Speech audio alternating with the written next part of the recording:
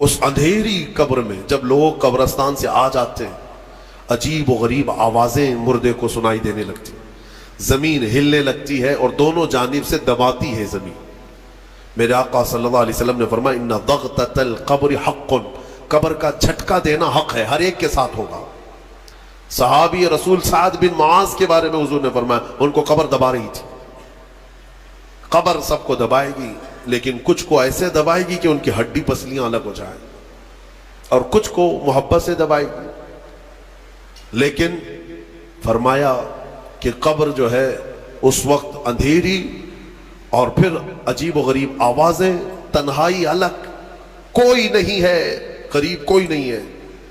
اس وقت کچھ لوگوں کی قبر میں ایسا ہے کہ اچانک ایک نورانی شکل کا نوجوان سرانے کے پاس آ کر بیٹھتا ہے اور کہتا ہے میں تیرا دوست ہوں، تو گھبرا مت، میں تیری دوستی نبھانے آیا ہوں۔ مردہ پلٹ کر کے دیکھتا ہے، پوچھتا ہے تو کون ہے؟ تو کہتا ہے میں اللہ کا کلام قرآن پاک۔ میرے عزیزو، قرآن عظیم پڑھنے میں بھی وہ لطف ہے، سننے میں بھی وہ لطف ہے۔ قیامت کے دن فرمایا جائے گا، یہ بھی حدیث پاک ہے، کہ جو قرآن پڑھتا تھا اسے رب تعالیٰ فرمائے گا قرآن پڑھتا جا، قرآن پڑھتا جا۔ وہ جب قرآن پڑھتا جائے گا تو اسے حکم ہوگا ایک ایک آیت پڑھ اور ایک ایک درجہ اوپر جا، ترقی کرتا جا۔ وہ قرآن پڑھتا رہے گا اور درجات کی بلندی اس کی ہوتی رہے گی۔ اور حضور پاک صلی اللہ تعالیٰ علیہ وسلم کی احادیث کا یہ بھی مفہوم ہے کہ حافظ قرآن جو قرآن کے حلال کو حلال سمجھتا ہو، قرآن کے حرام کو حرام سمجھ کر اس پر عمل کرتا ہو، قیامت کے دن وہ اپنے خاندان کے ایسے 10 لوگوں کی سفارش کر کے جنت لے جائے گا جن پر دوزخ میں جانا واجب ہو گیا تھا۔ اپنے خاندان کے ایسے 10 افراد کو لے جانے کی اسے اجازت دی جائے گی۔ اور مجھے آج اس مصلی پر، محراب پر قرآن پاک کا دور سناتے ہوئے 23 سال گزر گئے۔ الحمدللہ یہ 23واں سال ہے میرا تراویح کا۔ قرآن پاک، اور میرے خیال سے ہاشمی مسجد میں نے 6 سال سنایا ہے، یہ 6واں سال تھا مختلف مقامات پر۔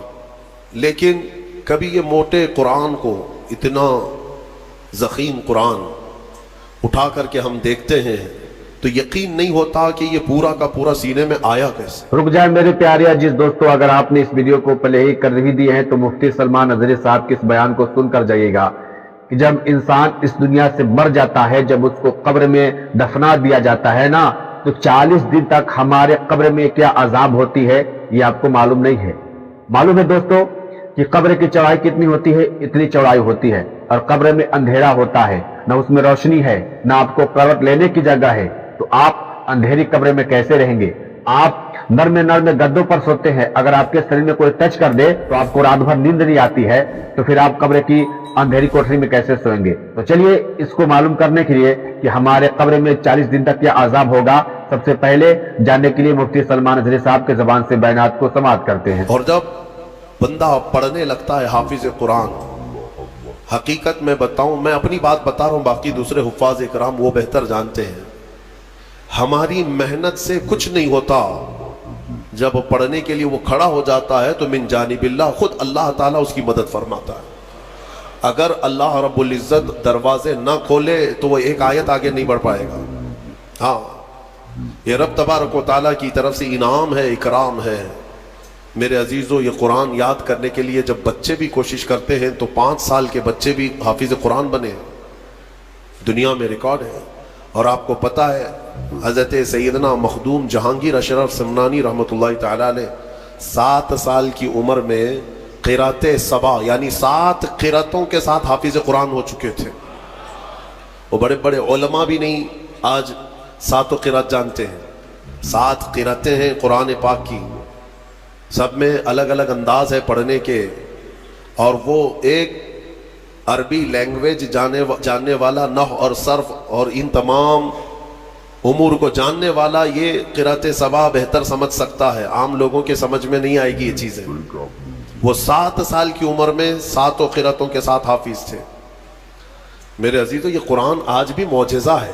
سینوں میں یوں ہی نہیں آتا، بڑا ذہین بھی ہو اور رب تبارک و تعالیٰ کی مرضی نہ ہو تو اس کے سینے میں ایک پارا بھی نہیں آتا.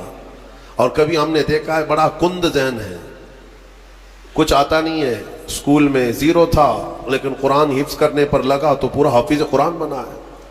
ایسے بھی میں جانتا ہوں جن کو 2+2 معلوم نہیں ہے لیکن حافظ قرآن ہو جاتے ہیں. یعنی اس قدر دیہات سے آئے ہوئے بچے تھے جن کو کچھ نہیں معلوم تھا لیکن قرآن پورا یاد تھا. یہ معجزہ ہے قرآن کا. اعلیٰ حضرت امام احمد رضا خان فاضل بریلوی رضی اللہ تعالیٰ عالم تھے، بڑے مفتی تھے. آپ اندازہ کریں 14 سال کی عمر میں وہ مفتی بن چکے تھے. 13 سال کچھ مہینے، جس دن وہ بالغ ہوئے اس دن پہلا فتویٰ انہوں نے لکھا ہے 14 سال کی عمر میں.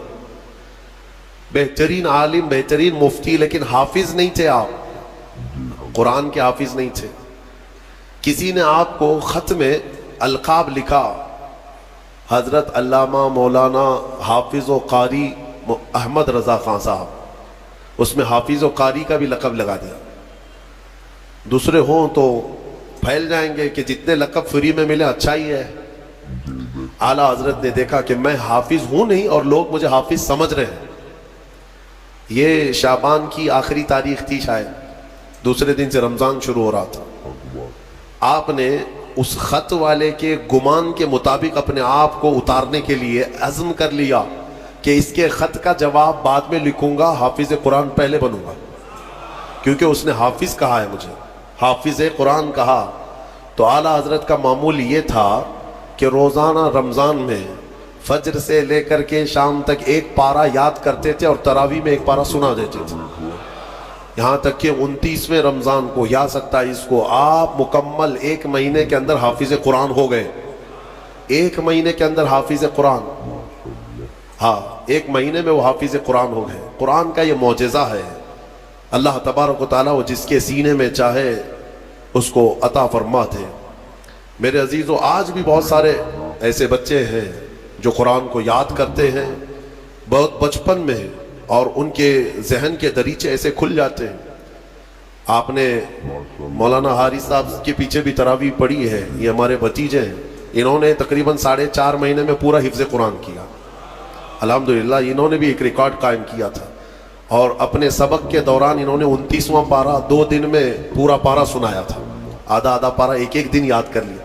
تو یہ اپنے کمال کی بات نہیں، یہ اپنے کسب اور اپنے ذہن کی بات نہیں، رب تبارک و تعالیٰ کی عطا اور فضل. امام اعظم ابو حنیفہ کے ایک شاگرد ہیں امام محمد. یہ چھوٹی عمر میں امام اعظم کے پاس پڑھنے کے لیے آئے. داڑھی نہیں تھی، چھوٹے تھے. تو امام اعظم ابو حنیفہ رحمۃ اللہ علیہ کے پاس بڑے بڑے ان کے جو شاگرد تھے، علماء تھے، محدثین بیٹھتے تھے. اس میں ایک چھوٹی عمر کا لڑکا آیا ہے. تو امام اعظم نے ان کو ٹال دیا کہ جاؤ بعد. لیکن شوق اتنا تھا امام محمد کا کہ وہ ہٹنے کو تیار نہیں تھے. امام اعظم ابو حنیفہ نے ان کو ٹالنے کے لیے کہا کہ بیٹا میں انہی کو پڑھاتا ہوں جو حافظ قرآن ہوتے ہیں، تم حافظ ہو؟ کہا حافظ تو نہیں. حافظ بننے میں 2-3 سال لگ جائیں گے، جب تک تھوڑا سا جوانی آ جائے گی پھر سمجھ لے گا. کہا جاؤ حفظ کر کے آؤ. وہ گئے. 8 دن کے بعد پھر آئے. امام اعظم کے پاس کہا کہ حضور مجھے شاگردی میں لے لیجئے. کہا میں تم کو پچھلے ہفتے بھیجا تھا حافظ بن کر کے آنا. انہوں نے کہا میں پورا حافظ بن کر کے آیا.